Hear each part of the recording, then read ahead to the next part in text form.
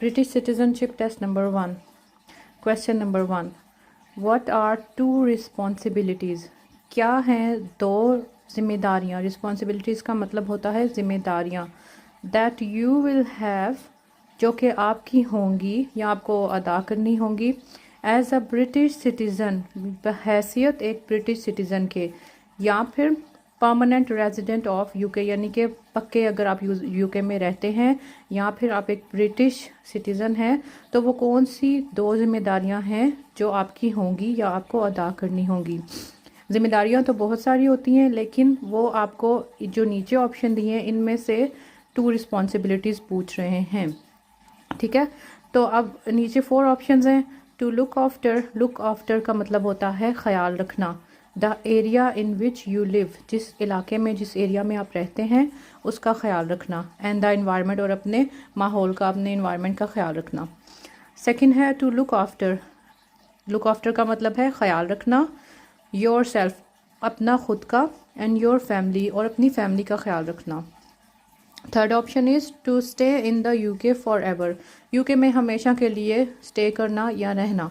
To promote work in your local community, अपनी local community में work को promote करना, यानी कि जिस इलाके में आप रहते हैं, जिस कम्युनिटी में आप रहते हैं उसमें काम को प्रमोट करना, वर्क को प्रमोट करना. ठीक है, अब क्वेश्चन में ध्यान रखना है. वो पूछ रहे हैं व्हाट आर टू रिस्पॉन्सिबिलिटीज़, तो 2 हैं तो आपने 2 ऑप्शन सेलेक्ट करने हैं. अगर आप 1 सेलेक्ट करेंगे तो आपका रॉन्ग हो जाएगा.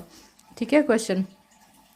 अब हम फिर से एक दफ़ा इसको रिपीट कर लेते हैं कि what are two responsibilities that you will have as a British citizen और परमानेंट रेजिडेंट ऑफ यूके, के बहैसियत एक यूके के परमानेंट रेजिडेंट या ब्रिटिश सिटीज़न कौन सी दो जिम्मेदारियां जो आपको अदा करनी होंगी. तो इन चारों में से आप, वैसे अगर आपको आंसर पता है आप डायरेक्ट आंसर सेलेक्ट कर लें, लेकिन मैं हमेशा चेक पे जाती हूँ क्योंकि नीचे फिर वो इनकरेक्ट में आपको डिटेल में बता देते हैं. ठीक है, थोड़ी सी फर्दर एक्सप्लेनेशन दे देते हैं. तो करेक्ट आंसर क्या है? To look after the area in which you live and the environment. Second, to look after yourself and your family. आप नीचे देखें इनकरेक्ट में वो आपको मज़ीद डिटेल से बताते हैं, क्योंकि मैंने जैसे आपको पहले भी बताया कि सिर्फ एक जिम्मेदारी नहीं है या 2 नहीं है, बहुत सारी और भी आपकी रिस्पॉन्सिबिलिटीज़ होती हैं. लेकिन अगर इन 4 ऑप्शंस में से आपको सिलेक्ट करना है तो वो ये फर्स्ट और सेकंड वाला आपका आंसर है. ठीक है, नेक्स्ट क्वेश्चन पे जाते हैं. Question number 2. वेयर का मतलब होता है कहाँ. बिग बैन लोकेटेड, अब बिग बैन कहाँ पे लोकेटेड है. ठीक है, लोकेटेड का मतलब है उसकी लोकेशन पूछ रहे हैं. ठीक है, where is Big Ben located. अब क्वेश्चन समझ के आपने इसलिए पढ़ना है क्योंकि वहाँ पे टेस्ट सेंटर में जब आप जाते हैं, जब आपका टेस्ट होता है तो उसमें थोड़ी बहुत वर्डिंग चेंज कर देती है. ठीक है, सवाल वही होता है, जवाब वही होता है, लेकिन थोड़ी सी वर्डिंग चेंज कर देते हैं जिससे अक्सर लोग कन्फ्यूज़ हो जाते हैं. वो समझते हैं कि ये सवाल हमने नहीं किया. ठीक है, तो क्वेश्चन इस तरह से भी आ सकता है कि what is the location of Big Ben. ठीक है, तो अब वही बात है कि कान इधर से पकड़ो या उधर से. अगर आपको जवाब आता होगा, सवाल की समझ होगी, तो आप इसमें कंफ्यूज नहीं होंगे. ठीक है, आप 4 ऑप्शन है: Buckingham Palace, Tower of London, Trafalgar Square, या फिर हाउसेज ऑफ पार्लियामेंट. अब जो इस तरह के सवाल है ना, वो तो सीधा सीधा रट्टा लगाना है, उसमें कोई समझने की बात नहीं है. ठीक है, आपको बिग बैन की लोकेशन पता होनी चाहिए. तो जब भी ये क्वेश्चन आएगा where is Big Ben located, तो आपके माइंड में आ जाना चाहिए हाउसेज ऑफ पार्लियामेंट. ठीक है, अब ये देखें मैंने चेक में किया है ना, तो नीचे इनकरेक्ट में उन्होंने बताया है कि Big Ben is the nickname for the great bell of clock at the houses of Parliament in London. ठीक है, नेक्स्ट क्वेश्चन की तरफ चलते हैं. Question number 3. When were men and women given the right to vote at the age of 21? अब मैं इसको पूरे सेंटेंस को तोड़ तोड़ के पढ़ रही हूँ. ठीक है, तोड़ तोड़ के पढ़ के ट्रांसलेट करके जब आप इस तरह से पढ़ते हैं तो आपको एक तो समझ आ जाती है, आपके दिमाग में बैठ जाता है. ठीक है, अब बहुत से लोग इस तरह से होते हैं जो कहते हैं जी ये क्या, ये तो बड़ा आसान है, ये तो इस तरह से बच्चों की तरह पढ़ा रहे हैं, या ये तो कोई, अब ये भी कमेंट आया जी ये तो प्राइमरी वाला भी पास कर लेगा. तो देखें वो कुछ लेजेंड्स होते हैं जो कर सकते हैं, ठीक है, पास, लेकिन हर कोई नहीं कर सकता. ये मैं उन लोगों के लिए वीडियो बना रही हूँ जिन लोगों को इंग्लिश पढ़ने में समझने में प्रॉब्लम है. ठीक है, उर्दू या पंजाबी उनकी लैंग्वेज है, उनके लिए मैं ये टेस्ट हेल्प के लिए बना रही हूँ, ठीक है। इसलिए मैं इनको इस तरीके से मैं वर्ड टू वर्ड ट्रांसलेट करने की कोशिश करूँगी। अब क्वेश्चन की तरफ जाते हैं कि when were men and women given the right to vote at the age of 21। कब दिया गया था मैन और वीमेन यानी कि मर्दों और ख़वातीन को वोट देने का हक एट द एज ऑफ 21, 21 साल की उम्र में। थोड़ी सी इसकी बैकग्राउंड स्टोरी आपको बता देती हूँ कि पहले यहाँ पे यूके में, इंग्लैंड में भी ऐसा था कि ख़वातीन को वोट देने का हक नहीं था, ठीक है, सिर्फ मर्द वोट दे सकते थे। उसके बाद एक जंग हुई थी, फर्स्ट वर्ल्ड वॉर, जिसमें ख़वातीन ने काफ़ी कंट्रीब्यूशन की थी, हेल्प की थी, तो उसके बाद इनाम के तौर पे उनको वोट देने का हक दिया गया था, ठीक है। और उसके बाद आहिस्ता आहिस्ता डेवलपमेंट हुई, ठीक है, तो उसके बाद उन्होंने कर दिया कि 21 साल की औरतें भी वोट दे सकती हैं, ठीक है। उसके बाद एज जो है कम होकर 18 साल होगी, ठीक है। थोड़ी सी बैकग्राउंड स्टोरी पता होगी तो आपको सवाल अच्छे से समझ आएगा। When were man and women, अब वो कह रहे हैं कि कब दिया गया था मर्दों और औरतों को वोट देने का हक 21 की एज पे, यानी कि दोनों की एज 21 थी और उनको वोट देने का हक था, ठीक है। अब 1918 में अब क्वेश्चन समझ आ जाएगी तो आंसर आपका जो है वो उसमें समझने वाली कोई बात नहीं है, वो सन है वो आपने याद रखना है, ठीक है, कौन सी ईयर में था। तो चेक पे जाते हैं, वो है 1928। 1928 में women were given the right to vote at the age of 21 the same age man, यानी कि दोनों की एज सेम थी वोट देने के लिए। Question number 4, where is the UK geographically located, कहाँ है यूके जोग्राफिकली लोकेटेड, यानी कि जोग्राफियाई लिहाज से आसान लफ्ज़ों में आप समझ लें कि नक्शे पे यूके कहाँ पे लोकेटेड है, कहाँ पे वाक़या है, उसकी लोकेशन पूछ रहे हैं यूके की, ठीक है। तो ये भी मतलब आपने इसको इसी तरह से याद कर लेना, इसमें कोई समझने वाली बात नहीं है, ठीक है। North west of Europe, Europe के नॉर्थ वेस्ट में यूके लोकेटेड है। Question number 5, who is the patron saint of Scotland. ये क्वेश्चन बहुत इंपॉर्टेंट है, ये लाजमी आता है, ठीक है। आता इस तरह से है कि चारों कंट्रीज़ हैं, इंग्लैंड, वेल्स, स्कॉटलैंड और नॉर्दर्न आयरलैंड, इन चारों के अपने अपने पैट्रन सेंट्स हैं। पैट्रन सेंट्स होते हैं जो इनके बड़े मजहबी रहनुमा होते हैं, ठीक है। जैसे हम लोगों के होते हैं मौलवी होते हैं, अलामा होते हैं, ठीक है, जैसे हिंदुओं के पंडित होते हैं, तो इस तरह से क्रिश्चियंस के होते हैं पैट्रन सेंट्स, ठीक है, जो इनके बड़े मजहबी रहनुमा होते हैं। तो चारों कंट्रीज़ के जिनमें मैं बता रही हूँ, England, Wales, Northern Ireland, Scotland, इन सब के अपने अपने पैट्रन सेंट्स हैं, उनके अपने अपने नाम हैं, जैसे ये नीचे 4 लिस्ट में दिए हुए हैं, ठीक है। और उनका अपना अपना डे सेलिब्रेट किया जाता है, ठीक है। ये इस पे क्वेश्चन मस्ट आता है, किसी भी एक कंट्री का आपसे पैट्रन सेंट पूछ लेंगे। तो क्वेश्चन नंबर 5 इज़ कि who is the patron saint of Scotland, यहाँ पे आपसे वो स्कॉटलैंड के पैट्रन सेंट का नाम पूछ रहे हैं। तो स्कॉटलैंड के पैट्रन सेंट का नाम है सेंट एंड्रयू। इन चारों के कंट्रीज़ के पैट्रन सेंट्स के नाम आपको पता होने चाहिए, ये डेफिनेट इसमें से एक क्वेश्चन लाजमी आता है। क्वेश्चन नंबर 6, विच 2 हाउसेज, कौन से 2 हाउसेज, हाउसेज यहाँ पे मुराद घर नहीं हैं, ग्रुप्स हैं, ठीक है। फाउट यानी कि उन्होंने लड़ाई की थी, in the Wars of the roses, ये एक जंग का नाम है, वॉर्स ऑफ रोजेज़। इनमें कौन से 2 ग्रुप्स ने, 2 ग्रोहों ने लड़ाई की थी, या 2 कबीलों ने कह लें, ठीक है। हाउसेज यहाँ पे आपने घर नहीं लेना इसका मतलब। तो वो कौन से 2 ग्रुप्स थे, कौन से 2 हाउसेज थे, वो थे हाउस ऑफ यॉर्क और हाउस ऑफ लैंसेस्टर, ठीक है। इन 2 ग्रुप्स ने, इन 2 हाउसेज ने लड़ाई की थी वॉर्स ऑफ रोजेज़ में, यानी कि इन दोनों के दरमियान लड़ाई हुई थी। चलते हैं नेक्स्ट क्वेश्चन की तरफ। Question number 7, the bill of rights of 1689।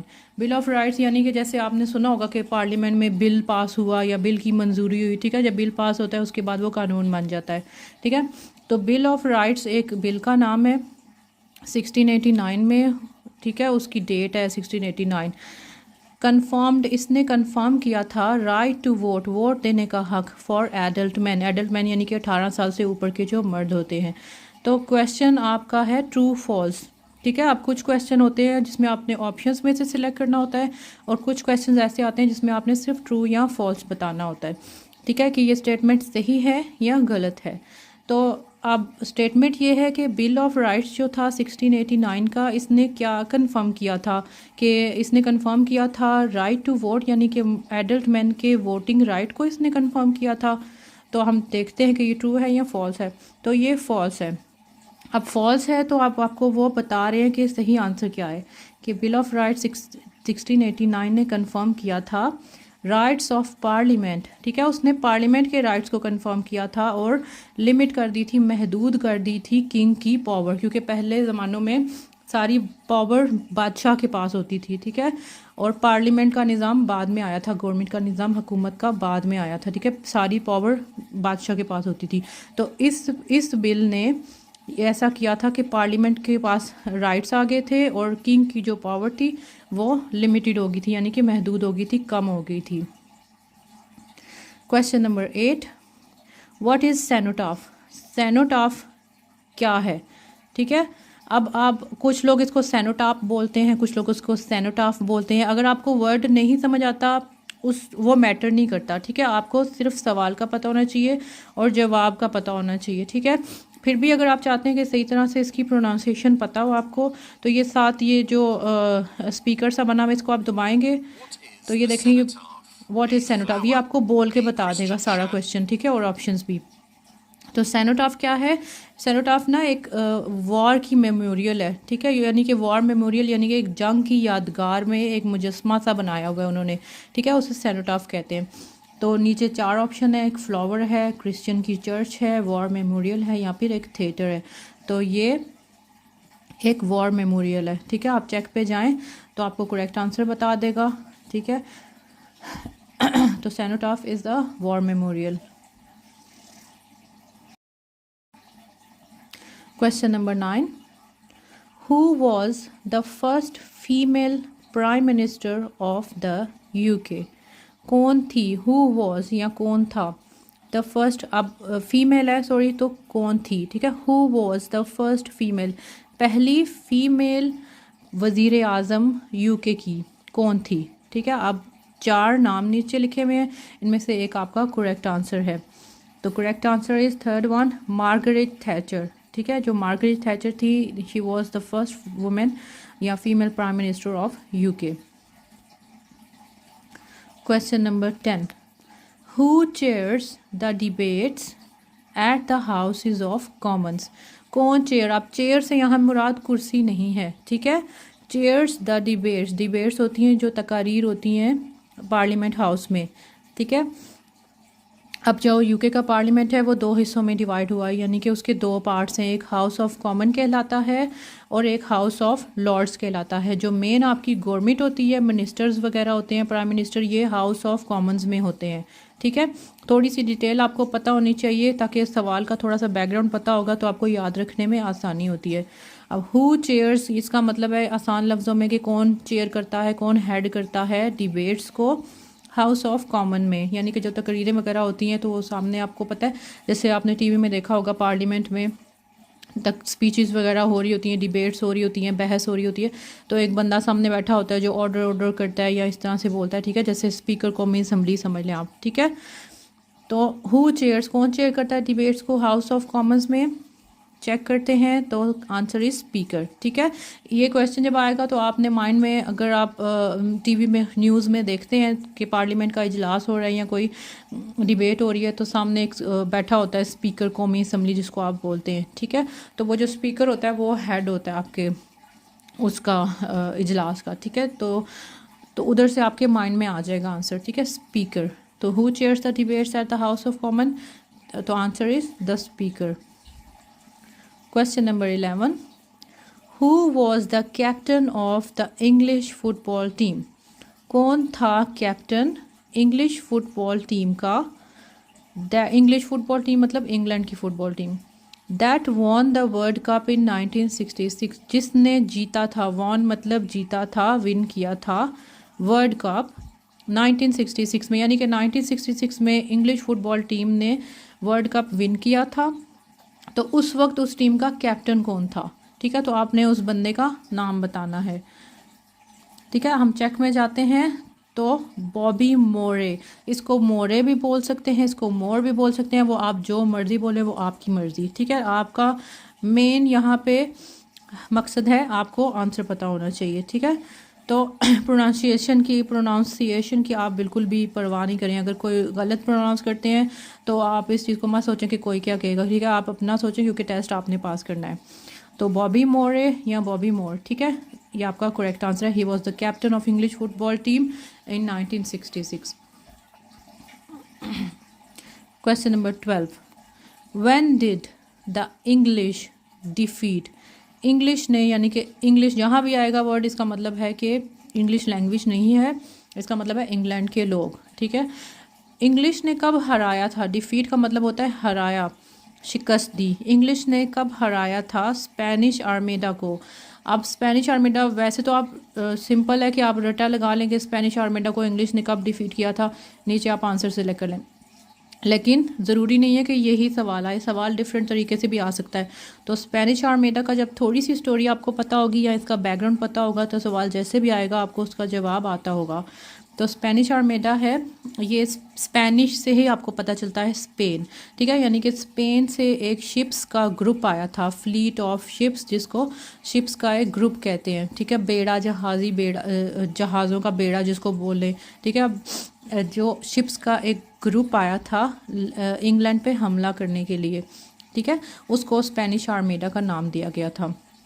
तो अब क्वेश्चन क्या है कि व्हेन डिड, कब हराया था इंग्लिश डिफीट, कब इंग्लिश ने डिफीट किया था, हराया था स्पेनिश आर्मेडा को, ठीक है। तो चेक पे जाएं तो आपको करेक्ट डेट पता चल जाएगी। 1588 में ये वाक़या हुआ था कि जब इंग्लिश ने डिफ़ीट किया था स्पेनिश आर्मेडा, यानी कि स्पेन से एक शिप्स का ग्रुप आया था हमला करने के लिए इंग्लिश पे, और फिर इंग्लैंड वालों ने उनको हरा दिया था मुकाबला करके, ठीक है। तो ये वाक़या कब हुआ था, ये 1588 में हुआ था। Question number 13, anyone can make a complaint, कोई भी कंप्लेन कर सकता है, शिकायत कर सकता है या शिकायत दर्ज करवा सकता है अबाउट द पुलिस, पुलिस के बारे में, by writing to chief constable of the police force involved.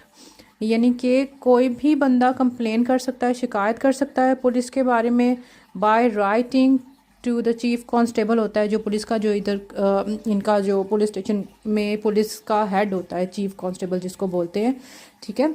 वो यानी कि आसान लफ्ज़ों में वो ये पूछना चाह रहे हैं कि कोई भी बंदा उठ के पुलिस की कंप्लेन कर सकता है, और by writing to the chief constable of the police force involve, यानी कि राइटिंग मतलब रिटन फॉर्म में, ठीक है। तो अब स्टेटमेंट है, आपने बताना है कि ट्रू है या फॉल्स है। तो चेक पे जाएं तो आपको बता देंगे कि स्टेटमेंट ट्रू है, यानी कि आपको पता है कि हमारे मुल्कों में ये काम आसान नहीं है कि कोई भी उठ के कंप्लेन नहीं कर सकता पुलिस के अगेंस्ट, उसके लिए आपको भी स्ट्रांग होना ज़रूरी है, ठीक है। लेकिन यहाँ पे यूके में ये निज़ाम है कि अगर आपको पुलिस से भी कोई शिकायत है, आपको कोई प्रॉब्लम है, तो आप जाके उनकी कंप्लेन कर सकते हैं, ठीक है। तो एनीवन कैन मेक, तो कोई भी कर सकता है कंप्लेन, जी हाँ, तो आपकी स्टेटमेंट ट्रू है। Question number 14, what is the minimum age, what is क्या है मिनिमम एज, यानी कि कम से कम age required to serve on a jury.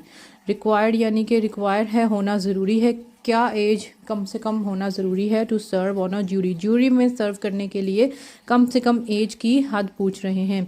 अब इसमें भी एक थोड़ा आपको बैकग्राउंड पता होना चाहिए कि ज्यूरी क्या है। ज्यूरी के लिए ना सिस्टम होता है कि यहाँ पे जो अदालत में केसेस होते हैं ना, उनमें आपने अक्सर देखा होगा कि बैकग्राउंड पे कुछ लोग बैठे होते हैं केस सुनने के लिए, ठीक है। तो अब इसका एक निज़ाम है यहाँ पे कि वो जो आपका वोट जहाँ पे दर्ज होते हैं ना, उसको इलेक्टोरल रजिस्टर बोलते हैं, वहाँ से वो कुछ लोगों के नाम उठाते हैं और उनके घर लेटर भेजते हैं कि आपने ज्यूरी का पार्ट बनना है, ठीक है। और फिर उन लोगों को ज्यूरी का पार्ट बनना होता है, वो 18 साल से ऊपर का कोई भी बंदा हो सकता है, ठीक है। तो बाकी डिटेल जब मज़ीद इस पे क्वेश्चंस आएंगे तब आपको बताऊंगी, लेकिन फ़िलहाल थोड़ा सा ज्यूरी का आपको पता होना चाहिए था, इसलिए मैंने थोड़ा सा एक्सप्लेन किया कि ज्यूरी है क्या, ठीक है। यानी कि वो जो केस सुनने के लिए पीछे लोग बैठे होते हैं ना कुछ, ठीक है। तो अब वो कह रहे हैं कि कम से कम एज क्या है रिक्वायर्ड है to serve on a jury में सर्व करना, अगर आपने सर्व करना है तो उसके लिए आपकी एज कितनी होनी चाहिए, तो आपकी एज होनी चाहिए 18 साल। Anyone who is on the electoral register, कि कोई भी बंदा जो कि इलेक्टोरल रजिस्टर पे, जैसे मैंने आपको बताया है कि इलेक्टोरल रजिस्टर वो होता है जहाँ पे वोट दे, जो लोग वोट दे सकते हैं उनके नाम दर्ज होते हैं, and is aged 18 to 70 can be asked to serve on a jury, यानी कि उनकी एज 18 से 70 साल है तो उनको जूरी में सर्व करने के लिए बोला जा सकता है, कहा जा सकता है। ठीक है, तो answer is 18। Next question number 15। अब ये भी ज्यूरी से रिलेटेड क्वेश्चन है। How is a jury selected. अब पहले क्वेश्चन क्या था देखें, what is the minimum as. ठीक है, कि कम से कम एज कितनी रिक्वायर्ड है ज्यूरी का को में सर्व करने के लिए, यानी कि ज्यूरी का मेंबर बनने के लिए। अब क्वेश्चन क्या है कि how is a jury selected, jury कैसे सिलेक्ट की जाती है। ठीक है, और ये मैंने आपको उसी में अब इसका जवाब आपको मैंने बता दिया था कि इलेक्टोरल रजिस्टर से नाम रैंडमली लोगों के नाम उठाते हैं और उनको सिलेक्ट कर लेते हैं। ठीक है, लेकिन हम ऑप्शन पढ़ लेते हैं कि from the NHS registration system, NHS का रजिस्ट्रेशन सिस्टम है जो वहाँ से ज्यूरी को सिलेक्ट किया जाता है, या फिर randomly from the electoral register, यानी कि रैंडमली इलेक्टोरल रजिस्टर से, यानी कि रैंडमली का मतलब होता है किसी का भी कहीं से भी नाम उठा के। ठीक है, सीक्वेंस वाइज नहीं होता। तो third option is alphabetically from the telephone directory, यानी कि जो टेलीफोन डायरेक्टरी होती है उसमें अल्फ़ाबेटिकली यानी कि ABCD के सीक्वेंस के हिसाब से वो सिलेक्ट कर लेते हैं नाम को, या फिर from a post code selection, यानी कि आपके जो पोस्ट कोड होते हैं इलाके का उसकी बेस पे आपका नाम वहाँ से निकाल लेते हैं। तो correct answer is randomly from the electoral register. अब अगर आपको इलेक्टोरल रजिस्टर का नहीं पता होगा तो क्वेश्चन अगर डिफरेंट तरीके से आएगा तो आपको उसका आंसर नहीं आता होगा या आप कंफ्यूज हो जाएंगे। ठीक है, तो how is jury selected, randomly from the electoral register. Question number 16। What is a bank holiday. Bank holiday क्या है या किसे कहते हैं। ठीक है, ये एक first option is a public holiday when banks are open all day. ये एक पब्लिक हॉलीडे है जिसमें बैंक्स ओपन होते हैं पूरा दिन। या फिर अ public holiday for people working in banks, ये एक पब्लिक हॉलीडे है उन लोगों के लिए जो कि बैंक्स में काम करते हैं। Third option is an additional day off that every worker in UK is entitled to, कि ये एक्स्ट्रा डे ऑफ होता है जो कि यूके में काम करने वाले लोग होते हैं उनके लिए। Fourth is a public holiday when banks and many other businesses are closed for the day. ये एक पब्लिक हॉलीडे है जब जब जब क्या होता है कि बैंक्स और बहुत सारे जो बिजनेसेस होते हैं वो क्लोज होते हैं, वो बंद होते हैं। ठीक है, अब बैंक हॉलीडे नॉर्मली तो आपको ये पता है कि बैंक हॉलीडे पे छुट्टी होती है, लेकिन जब इस तरह के ऑप्शन आते हैं तो फिर आप कंफ्यूज हो जाते हैं। ठीक है, तो आप चेक पे जाएं तो फोर्थ पे आपका ऑप्शन है कि ये एक पब्लिक हॉलीडे है जिसमें बैंक्स और बहुत सारे बिजनेसेस बंद होते हैं। ठीक है, तो ये आपका करेक्ट आंसर है। Question number 17। What will you be given? आपको क्या दिया जाएगा टू वोट, वोट देने के लिए, before a general election takes place, जब आपके जनरल इलेक्शन होते हैं, आम इंतखाबात। ठीक है, ये जो वोट वगैरह होते हैं, जनरल इलेक्शन से पहले वोट देने के लिए आपको क्या दिया जाएगा। तो आपको पता है ना कि जब यहाँ पे इलेक्शंस होते हैं तो आपके घरों में वो फेंक के कार्ड सा फेंक के जाते हैं। ठीक है, उस पर आपने अपना वो वोट रजिस्टर करवाना होता है, वो डिटेल्स वगैरह उसके ऊपर लिखनी होती हैं। ठीक है, आप लोगों को पता है कि जब इलेक्शंस वगैरह करीब आते हैं तो घरों में जाते हैं तो वो फेंक के जाते हैं कार्ड से। तो वो उसके बारे में बात हो रही है कि what will you be given, आपको क्या दिया जाएगा टू वोट, वोट देने के लिए, before a general election, general election जब होने लगते हैं उससे पहले। ठीक है, तो चेक पे जाएं, a ballot slip, a poll card, a voting slip, या फिर पोल टैक्स रिलीफ। तो आपको पता है कि एक पोल कार्ड फेंके जाते हैं आपके घरों में, पोस्ट करके जाते हैं। ठीक है, तो answer is a poll card. Question 18। Which of the following statements is correct. अब ये दो स्टेटमेंट्स दी हुई हैं, इनमें से कौन सी स्टेटमेंट करेक्ट है, सही है। ठीक है, statement number 1 is solicitors charges, solicitors के जो चार्जेस होते हैं, जो वो पैसे लेते हैं, चार्ज करते हैं आपको, आर यूजुअली बेस्ड ऑन, वो आमतौर पे बेस करते हैं on how much time they spend on a case, कि वो कितना टाइम एक केस के ऊपर लगाते हैं। ठीक है, इस पे उनके चार्जेस डिपेंड करते हैं। या फिर solicitors charges are usually based on, के सॉलिसिटर्स के जो चार्जेस हैं यानी कि जो पैसे वो आपसे लेते हैं वो आम तौर पे बेस करते हैं on the nature of case, कि केस की नेचर क्या है, केस की नौइयत क्या है, एंड इट्स इम्पोर्टेंस, और उसकी इम्पोर्टेंस कितनी है, उसकी अहमियत कितनी है। ठीक है, अब दो ऑप्शन है कि वो कि यानी कि जो आम लफ्ज़ों में वकील आपसे जो पैसे लेते हैं, सोलिसिटर आपसे पैसे लेते हैं, वो किस पे डिपेंड करता है कि वो कितने पैसे लें आपसे। ठीक है, तो चेक पे जाएं तो फर्स्ट पे ये है कि यानी कि जितना टाइम एक केस के ऊपर लगेगा उसके हिसाब से पैसे लेंगे। ठीक है, तो solicitor charges are usually based on how much time they spend on a case. Question number 19, by law मतलब कानून के हिसाब से, which two types of media, कौन से दो टाइप्स मीडिया की have to give a balanced coverage, जिसको एक बैलेंस्ड कवरेज देना ज़रूरी है। मीडिया की टाइप्स यानी कि जो टीवी, रेडियो, अखबार होती है, आपकी न्यूज़पेपर होती है, ये सारी मीडिया की टाइप्स हैं। तो वो कह रही हैं कि कानून के हिसाब से कौन सी दो टाइप्स हैं मीडिया की जिनको बैलेंस्ड कवरेज देना ज़रूरी है ऑफ ऑल पॉलिटिकल पार्टीज़, तमाम सियासी जमातों की को बैलेंस्ड कवरेज देना ज़रूरी है, एंड इक्वल टाइम और बराबर वक्त टू राइवल व्यू पॉइंट्स, यानी कि जो मुखालिफ सिमत के लोग हैं उनको बराबर टाइम देना। ठीक है, और बैलेंस्ड कवरेज देना बिफोर एन इलेक्शन, इलेक्शन से पहले।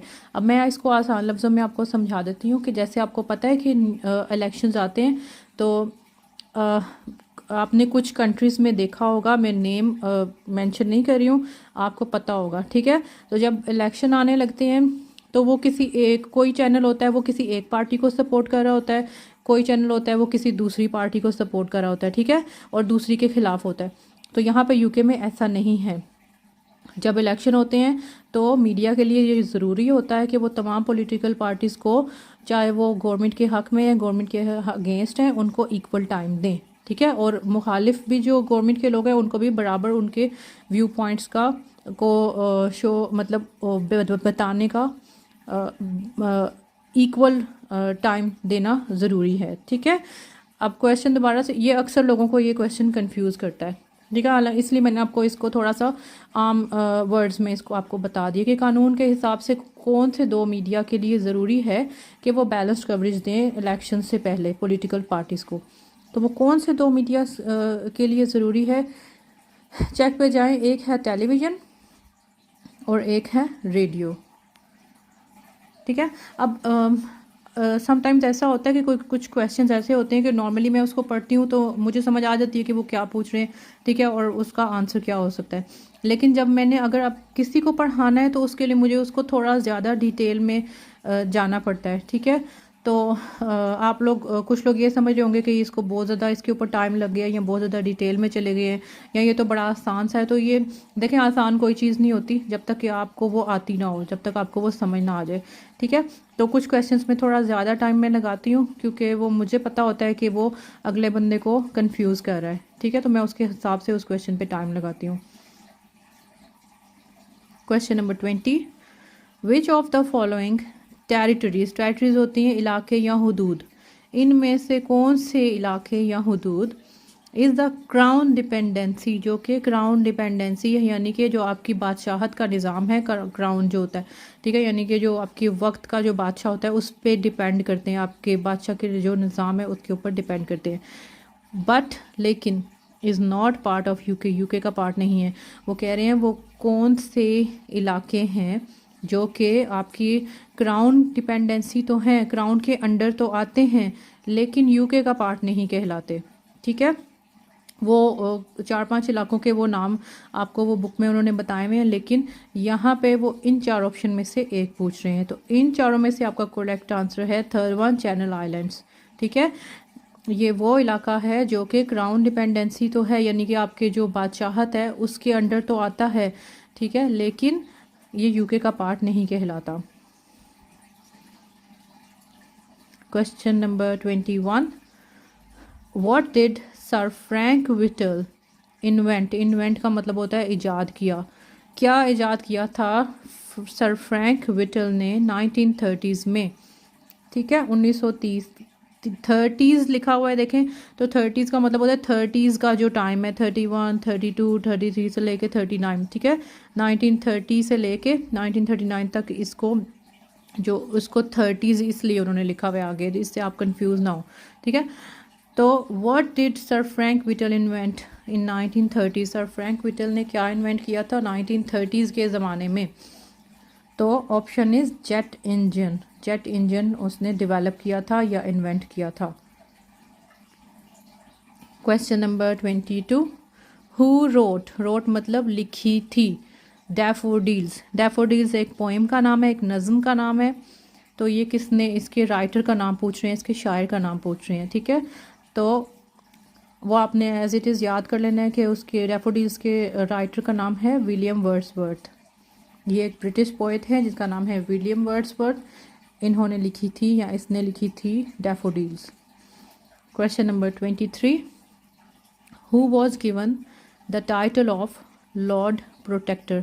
हु वॉज गिवन, किसको दिया गया था द टाइटल, खिताब लॉर्ड प्रोटेक्टर का, ठीक है। लॉर्ड प्रोटेक्टर का खिताब या टाइटल किसको दिया गया था? तो वो दिया गया था ओलिवर क्रॉमवेल को। Oliver Cromwell was given the title of Lord Protector and ruled until his death in 1658. Question number 24. What are the 40 days before Easter called? What are 40 days before Easter called? यानी कि क्या कहलाते हैं 40 दिन before Easter? Easter से पहले के जो 40 दिन होते हैं वो क्या कहलाते हैं, उन्हें क्या कहा जाता है, ठीक है। तो वो उनको कहा जाता है लेंट। सेकंड पे है Lent. The 40 days before Easter are known as Lent, ठीक है। तो आप देखें ये एक टेस्ट है, इसके ऊपर मेरे ख्याल से हाफ़ एन आवर लग जाता है, तो इसलिए मैं ये वीडियो ना मैं पार्ट्स में अपलोड करूँगी, ठीक है। वरना एक इकट्ठी अपलोड करूँगी तो टाइम बहुत ज़्यादा हो जाएगा, ठीक है। तो मुझे उम्मीद है कि आपको थोड़ा सा समझ आ गया होगा, और अगर कुछ नहीं समझ आता आप मुझे कमेंट करें। जो क्वेश्चन आपको समझ नहीं आएगा वो मैं उस क्वेश्चन के ऊपर वीडियो बना के तो मैं अपलोड कर दूँगी, ठीक है। Thank you.